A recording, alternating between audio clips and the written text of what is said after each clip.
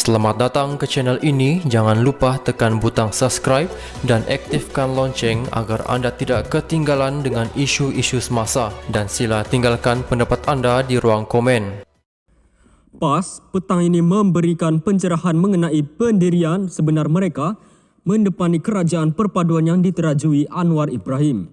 Timbalan Presiden PAS Tuan Ibrahim Tuan Man berkata pendirian rasmi parti itu adalah seperti yang terpapar pada kenyataan yang dikeluarkan oleh pemimpin tertinggi Perikatan Nasional PN.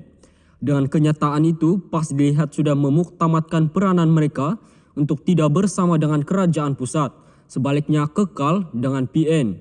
Kenyataan pengurusi PN Muhyiddin Yassin adalah keputusan rasmi kami, katanya. Secara umum, orang ramai sebelum ini melihat berlaku percanggahan pendapat mengenai sikap PN berhubung pembentukan kerajaan perpaduan yang disarankan yang di Pertuan Agong. Keengganan Muhyiddin kepada penubuhan kerajaan bersama Pakatan Harapan PH dinyatakan kepada Agong dalam sesi menghadap di Istana Negara pada 22 November lalu.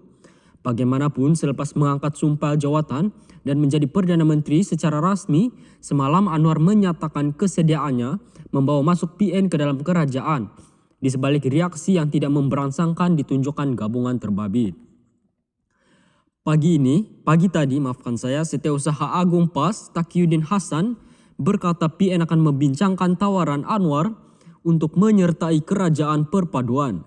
Katanya, PAS juga meninjau pandangan dan kesediaan rakyat, khususnya para pengundi mereka dalam PRU ke-15 lalu.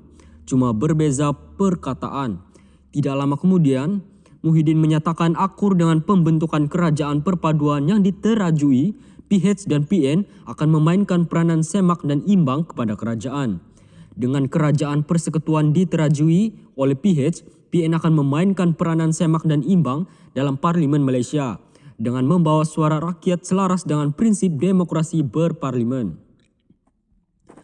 Bergerak ke hadapan, PH akan meneruskan perjuangan demi kesejahteraan rakyat dan kemakmuran negara berpandukan prinsip prihatin, bersih dan stabil, katanya.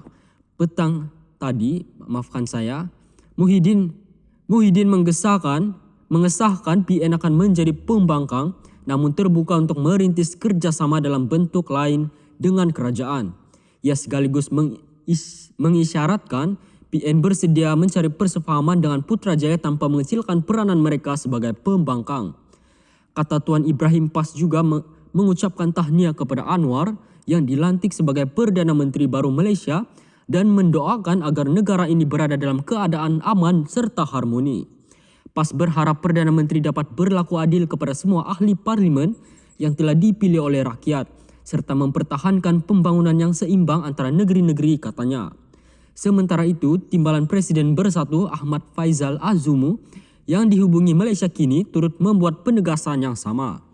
Kata Ahmad Faizal, tidak ada sebarang perbezaan pendirian di antara PN dan PAS berdasarkan kepada kenyataan yang dikeluarkan oleh pemimpin tertinggi parti terbabit.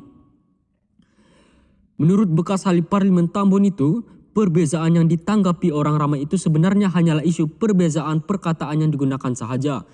Tidak, saya tidak percaya itu. PAS tidak senada dengan Bersatu. Kami berbincang sebelum masing-masing keluarkan kenyataan dan apa yang dinyatakan adalah perkara yang sama dengan perkataan yang berbeza. PAS juga menyebut yang mereka menghormati pelantikan Anwar sebagai Perdana Menteri. Tapi peranan kami itu selari. Kami kata, oke, kami akan berbincang. Ada peranan kami dalam kerajaan perpaduan, tegasnya. Malah Ahmad Faizal berkata PN kini kekal utuh bersama dan sentiasa senada dengan setiap keputusan yang dibuat kepimpinan tertingginya. Berdasarkan kenyataan dikeluarkan Taqiyuddin, katanya, pendirian yang dibuat PAS sama saja dengan apa yang disebutkan Muhyiddin semalam. Tak ada beza, cuma perkataan yang digunakan sahaja. Satu, dia tak kata kita akan bersama dalam kerajaan perpaduan, sebaliknya. Kita akan pertimbangkan dan ini sama dengan kenyataan Muhyiddin. Hamzah Zainuddin juga dalam kenyataan ringkas dia sebelum Hamzah Zainuddin juga dalam kenyataan ringkas beliau sebelum Datuk Seri Anwar angkat sumpah menyatakan perkara yang sama, sebab apabila Agong bertitah kita perlu menghormatinya. Itu yang kami nyatakan, tapi pada masa yang sama kita akan mempertimbangkan bersama. Tidak ada parti boleh buat keputusan sendiri, tambahnya.